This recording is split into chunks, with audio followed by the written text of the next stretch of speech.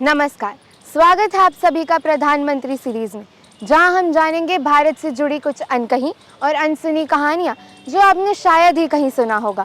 पर इसके लिए हमें जाना होगा थोड़ा पीछे और आखिर जानना होगा कि 3 जून 1947 को क्या बड़ा फैसला लिया गया था। दिल्ली के ऑल इंडिया रेडियो में वाइसरॉय माउंटबेटन के साथ कई बड़े मंत्रियों ने बैठकर एक ऐसा फैसला लिया जिससे दो मुल्कों का बंटवारा होना तय था। वाइसरॉय द्वारा ये बड़ा फैसला आखिर क्या बड़ी चुनौतियां लाने वाला था। नेहरू जी यह सब सुन के बहुत ही भावुक हो गए थे और अब हिंदुस्तान में कुछ ऐसी स्थिति आ गई थी जहां हिंदू और मुसलमान एक हो गए थे और साथ में सारे त्योहार मनाने लगे थे।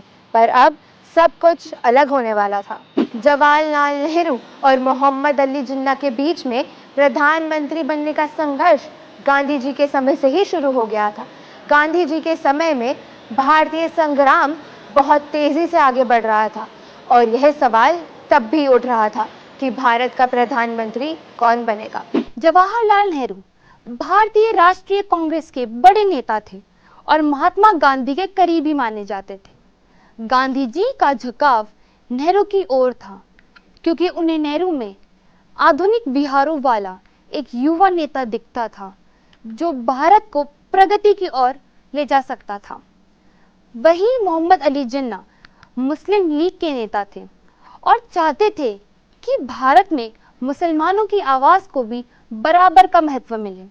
जिन्ना का मानना था कि कांग्रेस पार्टी के भीतर मुसलमानों को उतना अधिकार नहीं मिल रहा जितना मिलना चाहिए।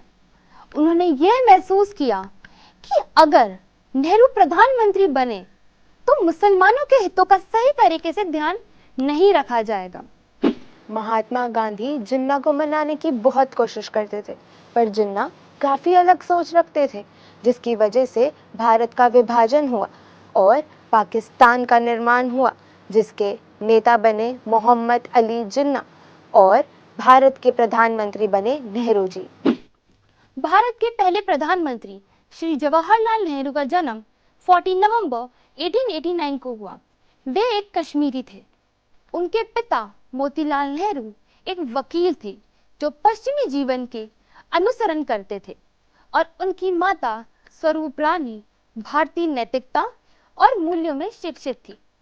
क्योंकि जवाहरलाल नेहरू के पिता पश्चिमी जीवन की शैली के अनुसरण करते थे तो स्वाभाविक था उन्होंने अपने बेटे को भी पश्चिमी शिक्षा ही देनी चाहिए। इसलिए उनके पिता ने नेहरू का एडमिशन इंग्लैंड में एक पब्लिक स्कूल में कराया। कैम्ब्रिज में भारतीय विद्यार्थियों द्वारा गठित एक मजलिस जो भारत में चल रहा राजनीतिक पर चर्चा करने के लिए काफी अच्छा माना जाता। नेहरू भी प्राय मजलिस में भाग लिया करते थे। इंग्लैंड से 1912 में वापस आने पर जवाहरलाल नेहरू ने अपने पिता के जूनियर के रूप में इलाहाबाद के उच्च न्यायालय में वकालत शुरू की। इसी के साथ कांग्रेस की गतिविधियों में भी भाग लेने के लिए उन्होंने कांग्रेस ज्वाइन किया, जहां एक तरफ राजनीति और वकालत ने उन्हें व्यस्त रखा तो वहीं दूसरी तरफ 8 फरवरी 1916 को बसंत पंचमी के दिन एक कश्मीरी मध्य वर्गीय ब्राह्मण परिवार के 17 वर्षीय युवा लड़की कमल कौल के साथ विवाह किया। जवाहरलाल नेहरू ने तिलक और एनी बेसेंट द्वारा शुरू की गई होम रूल लीग ज्वाइन की। इसी के साथ 1916 में उनका परिचय महात्मा गांधी से हुआ और वे उनसे काफी प्रभावित भी हुए।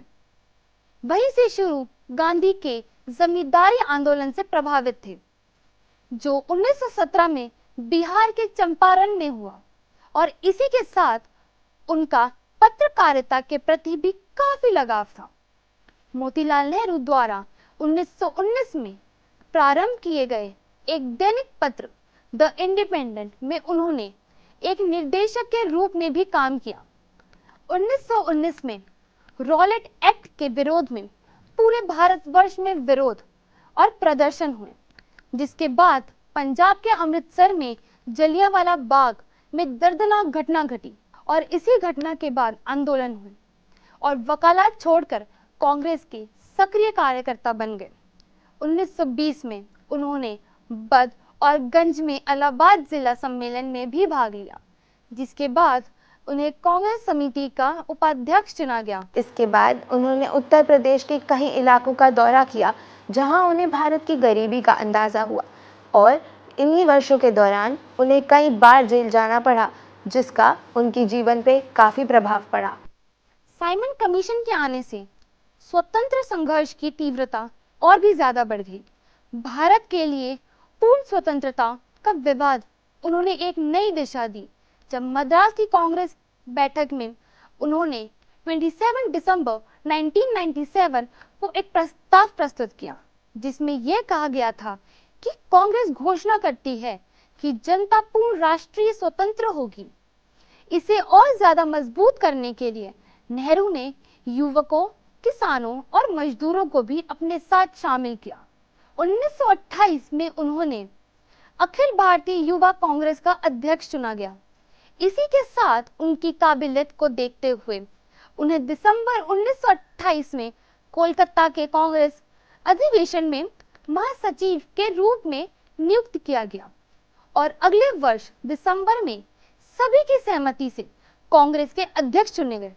जवाहरलाल नेहरू के कांग्रेस के अध्यक्ष रूप में चुने जाने पर महात्मा गांधी टिप्पणी करते हुए कहते हैं कि उनमें अदम्य साहस है, देश प्रेम उनके लिए सर्वप्रिय है। यदि उनमें एक योद्धा का जोश है तो उनमें एक राजनेता की दूरदर्शिता है। अनुशासन होने के कारण वे उसका कठोरता से पालन करते हैं। वे सौम्य, स्वच्छ और निस्संदेह एक सच्चे व्यक्ति हैं। निश्चित रूप से वे एक सच्चे योद्धा हैं। राष्ट्र उनके हाथों में सुरक्षित है। शायद गांधी जी की यही बातें नेहरू जी को देश का पहला प्रधानमंत्री बनाती हैं, जिन्होंने हमारे देश को अलग ऊंचाई पर पहुंचा दिया।